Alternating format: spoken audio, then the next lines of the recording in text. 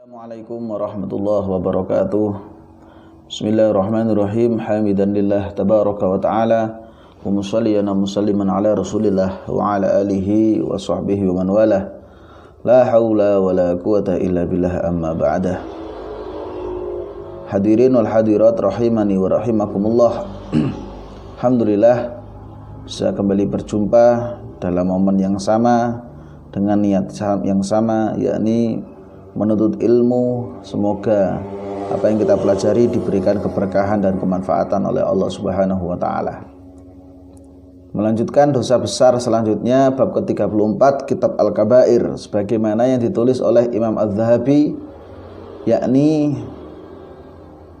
Dayyus. Dayyus itu adalah lelaki yang membiarkan istrinya berbuat serong atau berbuat senonoh. Bagaimana maksudnya? Sebagaimana sabda Nabi Muhammad sallallahu alaihi wasallam,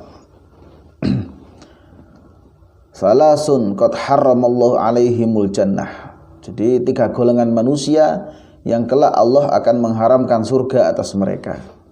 Jadi Allah sendiri mengharamkan surganya dimasuki oleh 3 orang tersebut, 3 golongan tersebut. Siapa? Yang pertama adalah mudminul khamri, orang yang minum khamr. Kelihatannya ringan, tapi khamr sudah pernah kita bahas di episode yang telah lalu. Kemudian wal aqu liwalidayh, jadi seorang yang durhaka kepada ibu bapaknya, itu juga termasuk yang diharamkan masuk surganya Allah. Jadi kalau diharamkan masuk surga, ya sudah jelas kemana arah tujuannya.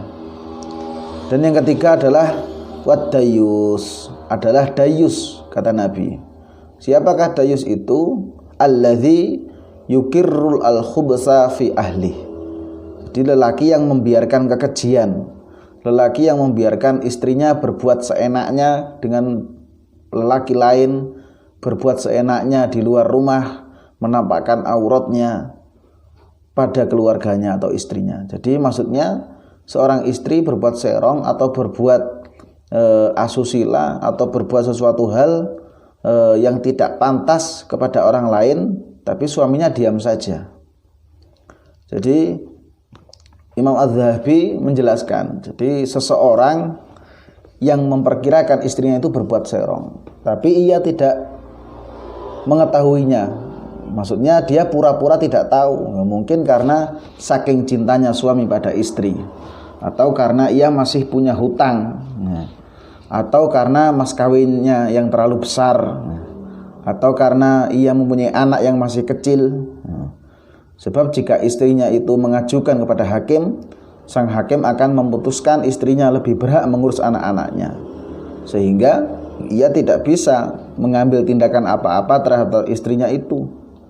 Sungguh tidak ada kebaikan sama sekali padanya, pada orang yang tidak lagi memiliki kecemburuan. Jadi istilahnya seorang suami yang sama sekali tidak cemburu istrinya dengan laki-laki lain. Misalkan mungkin jika sekarang terlalu sering medsos, bermain medsos dengan laki-laki lain, sering mengadakan arisan dengan dulu temannya laki-laki ketika di sekolah, reuni dan sebagainya. Jika suami tidak punya rasa penjagaan atau rasa cemburu, maka itulah yang dinamakan dengan dayyus. Jadi dayyus ini dalam sebuah hadis yang lain Rasulullah menjelaskan, dayyus ini bukan cuma diharamkan masuk ke surga, tapi baunya saja tidak bisa mencium. Padahal bau surga itu tercium 500 tahun perjalanan. Jadi seseorang berjalan 500 tahun itu sudah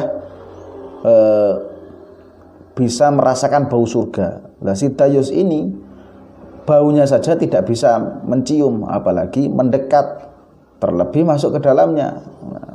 Jadi berat sekali konsekuensi seorang suami yang mempunyai istri yang tidak punya rasa cemburu kepada istrinya. Maka hati-hati, kita harus menjaga anak istri kita.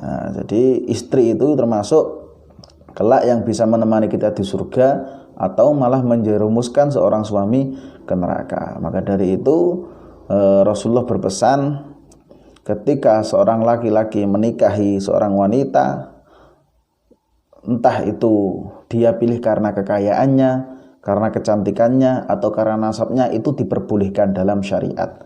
Namun fadfar bidzatiddin taribat yadak.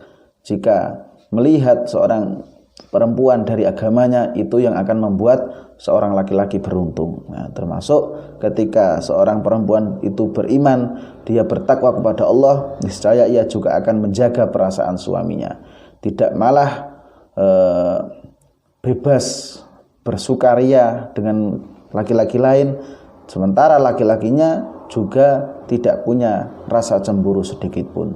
Semoga kita para suami diberikan rasa cemburu, diberikan rasa yang tanggap untuk menjaga bagaimana tingkah pola istri kita, dan semoga istri-istri kita selalu dijaga dan dihindarkan dari sifat-sifat yang dimurkai oleh Allah Subhanahu wa taala. Hadza minni wal afu minkum. Assalamualaikum warahmatullahi wabarakatuh.